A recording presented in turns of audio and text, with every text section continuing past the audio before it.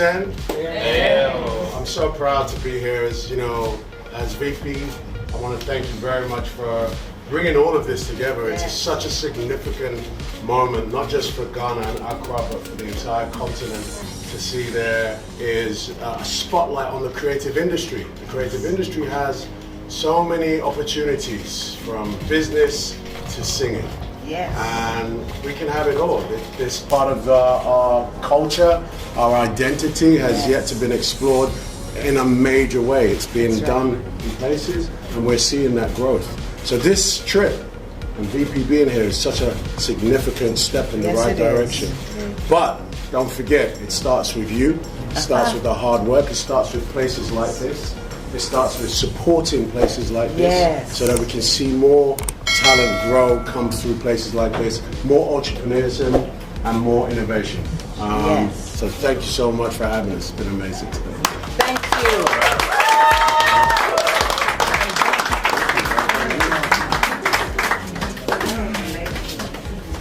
Yes, let's see. We're going to go to the studio.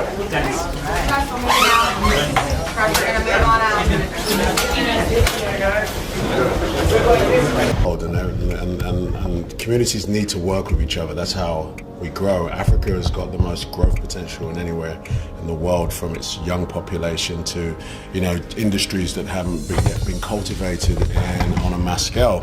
There's a talent pool here that, goes beyond many other countries. So I think it's a great significant signal for VP to come to Ghana, to come to Africa, and be that interfacing, to show the rest of the world that actually it's a fantastic place to sort of look at in terms of partnership and investment. How do you think it moves beyond symbolism, though? What is the work next, and how does having her presence actually lead to something productive and proactive? I think the way to examine this is what can we do with each other? What areas does Africa and America need to help to grow?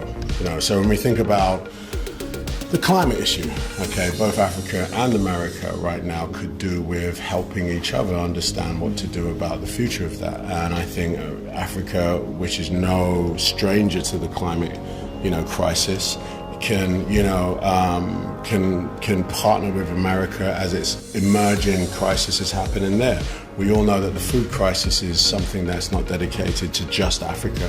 That's going to hit the rest of the world too. So in that industry, obviously in that prism, you can say that the work goes further by partnering, sharing solutions, investment within each other's communities to find out how we can help grow. With the creative arts, it's no-brainer, I think the American creative industry is one that's been a diamond platinum in showing the rest of the world how you can take narrative to shape an economy, to shape a whole a civilization, if you like, and Africa could certainly do with some narrative shifts. I would very much believe if you see the next king, you will be the next king. That's how On that point, will you be the next James Bond? No. Thank you for that. Okay, I did want to follow up though. How did this come together? Did you already have a relationship with the VP's office?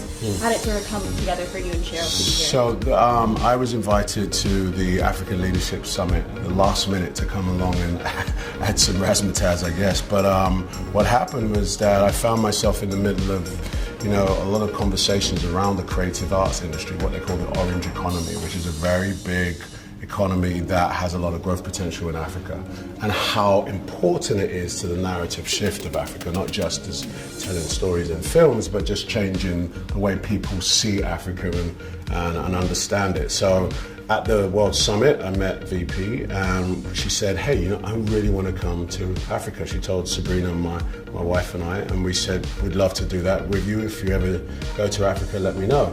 So here we are. And it's a really interesting step forward, it's easy to stand at a summit and say, hey, I'm going to try this, but the next thing to come here and actually do it is a whole other thing. So here we are, and I'm hoping that this signifies to other countries and especially other sectors of America that actually we can, work with Africa and Africa's future. One of the things that the Vice President said during today's bilateral meeting, she invoked Dr. Martin Luther King Jr.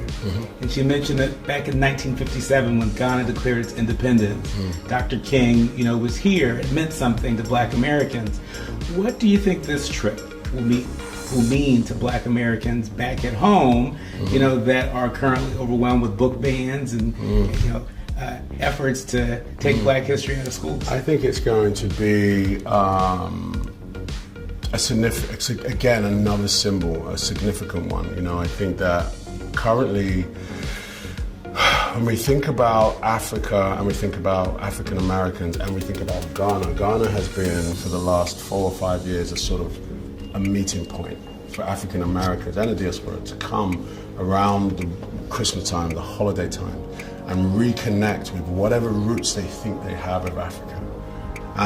Now seeing the VP stand here and say, hey, actually we want to interface and do business and try and, bridge gaps, I think it's another step in the right direction. So there's one thing to come as a holidaymaker and say, hey, I like Africa, it doesn't mean much to me, but I'm going to go in for holiday. But now to see that, the United States is making an active step in the right direction, I think it should be very significant for African Americans. Will you be investing more? Will you be investing more here in Ghana? Yeah, of course. I'm investing across Africa, especially in my sector as a filmmaker. I've actually invested 7 times making films here in this country, and now I think the next step for me, even though it's outside my pay grade, is to start building structures that can interface with other, investors to come here. Idris, you think she would make a good president? Do I think the VP would? Yeah. Yeah, of course. Yeah, of course. That's all we have time for. I just didn't get a question, That's all we have time for. Yeah, I need to get a question. One question, go Thank for you it. so much, sir. You've gotten to see the Vice President sort of in behind closed doors, something that we don't get to see. Can you give us some sense of what it's like to be with her, how she tackles these Well, just issues? to be clear, I haven't had that much personal time with VP behind closed doors. The 2 times we have met was a smaller meeting at the African Leaders Summit, and very personable, as you might see her in the media. She's very personable, very engaged. But this trip, she was very specific about wanting to make sure that she does come to Africa. She does,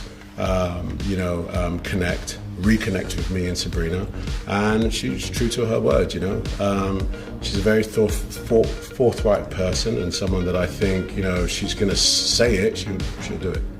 So you're not like texting partners with her? No. Thanks a lot. Thank you. All right, thank you, Idris.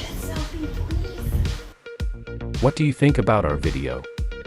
Let me know in the comment section below. If you enjoy this video and want to hear from me again, hit the subscribe button before you go. Thank you for watching.